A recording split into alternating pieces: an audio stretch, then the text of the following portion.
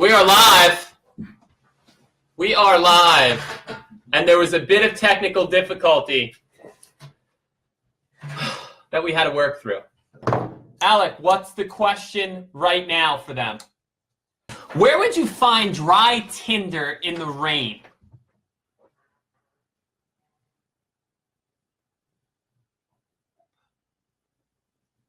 Nothing? Nobody has anything? Under trees, no. On a tree, no. Dead tree, no. Under my trunk, it's possible. But that's like a man who was never in my kitchen. Cheers. Jeopardy answer. It's not valid. Under rocks and caves?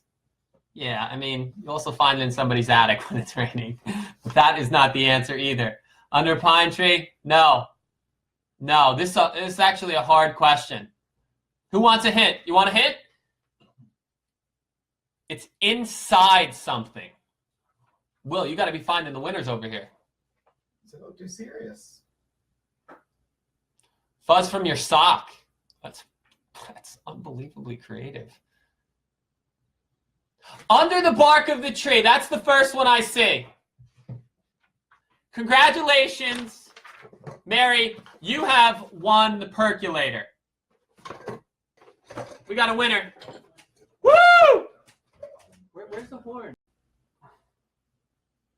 What are 3 edible nutritional uses of pine trees? 3 edible nutritional uses of pine trees for the 5-gallon bucket of Firestore. This has to be like $100. How much is this? I'm not 100% sure, but it's a lot. Okay. It's a lot. Okay. 3 uses. Are you monitoring, Will? I'm watching. I'm watching. I don't even think my father-in-law knows this, and he knows everything. He's the guy that, like, and he's listening. He's the guy that you could put in the room with Jeopardy, and he's getting all the questions right, and you feel really dumb. He's that guy. I get 2 questions right on Jeopardy when I watch. 2. And they're like things that people would never get. I don't get it. Okay, so what are the 3... Oh my gosh.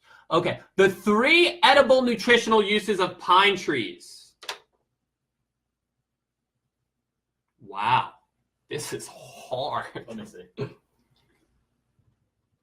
Bark, cone, seeds. Inner bark, seeds, pine tea. Who wrote that? David blah, blah, blah, blah, blah.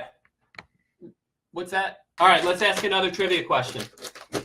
Here we go. All right, what is the most consistent sign of true shock? A, rapid and weak pulse. B, rapid breathing. C, pale or bluish skin, nail beds, and lips. D, restlessness, anxiety, and weakness.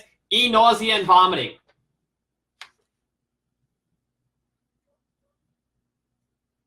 JT Stoney, I think. They said the rating. Wow. I'm not even seeing these until like 15 seconds later. Who said that? JT Stoney? Said what? They said A. Hey, it's a rapid and weak pulse when your body goes into shock. So know those signs, because here's another true story. Me and my son were out foraging, right? We were going and we were eating berries and stuff off trees and all that stuff. And all of a sudden he's like, Dad! And I don't know what happened, but something bit his hand. I kid you not. And it started traveling up his arm, right?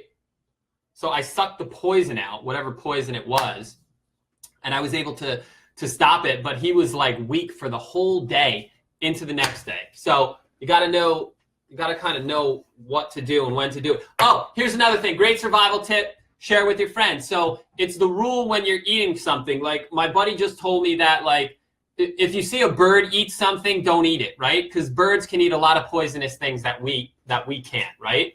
Sometimes you could look at what deers eat and stuff like that, and that's usually good, but you got to be careful. But here's a good thing. You have to when you take something edible and you really think it's edible, you look at it, you find the picture, everything. You want to rub it on your hand, right? just rub it, break it, rub it on your hand a little bit. And if you don't have a reaction, that's a good thing in 24 hours, right?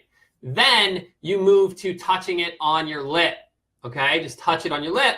Then if you don't have a reaction, then you're good. Then you could touch it on your tongue, okay? Touch it on your tongue, 24 hours, no reaction, you're good. Usually safe to eat. Again, this is not a safety class. This is if you're in a survival situation, you got to do something and you think back and you're like, oh, let me test these out over the next few days for my kids and family. Really important.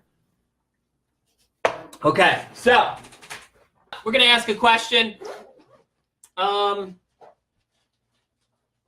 This is a good one. What do you call a fire? Okay, it's a type of fire.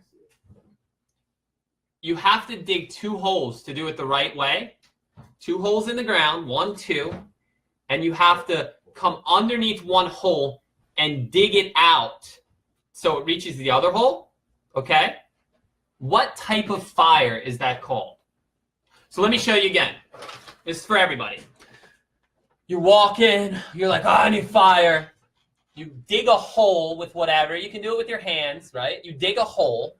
You get little sticks and put it in that hole. You then dig another hole about this far away from it. You dig underneath that hole so it makes like a U, right?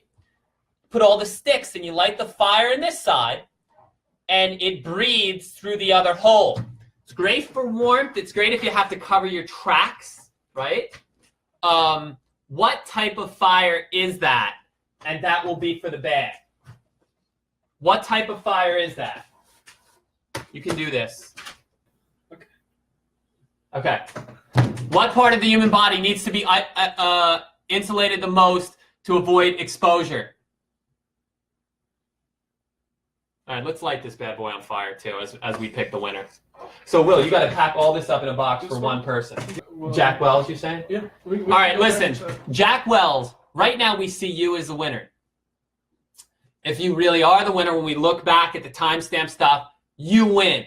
If you're not really the winner, that person's getting all this stuff, but you're still winning. We're going to send you Instafire. What else, Will? We'll find you some good stuff. Don't worry about it. Awesome stuff. All right. Now, let's light this bad boy up. Share away. It's a very contained flame too, which is great. So, we're going to roll out like that. That's it this week for Prepper Advantage. We are here to give you all the information you need about prepping, make you smarter, give you all the tools you need. Whatever we need to do that, we're going to accomplish and have some fun in the process. Life